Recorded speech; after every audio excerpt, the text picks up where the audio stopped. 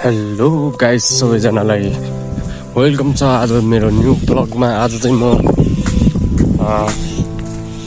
लुगा धुन गएको थिएँ किनकि रुमबाट किर्तिपुरको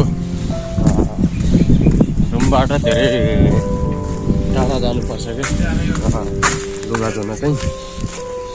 त्यही भएर चाहिँ रुम भाडा चाहिँ अलि ठिकै लिन्छन्, तर पानी चाहिँ त्यहाँको व्यवस्थित हुँदैन क्या होइन। पानी चाहिँ हुन्न, पिउने पानी चाहिँ अब हप्तामा 2 दिन बिराएर आउँछ। अनि त्यसपछि लुगा धुन नुहाइदै गर्नलाई चाहिँ अनि अलिक गाह्रो रहेछ। तर ठाउँ चाहिँ एकदम राम्रो हो। अब ठाउँ भनेपछि एकदम राम्रो क्या, चिसो हावा आइराख्नु होइन, डाँडा काँडा हरियाली होइन।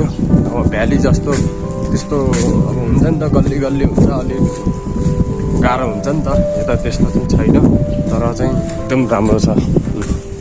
र पानीको लागि चाहिँ अलिक समस्या त्यति हो होइन। कहिले गर्नको लागि चाहिँ मैले मेरो रुमबाट कमसेकम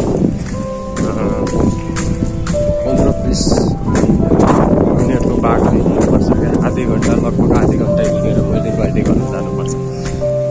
पानीको चाहिँ लास्ट समस्या।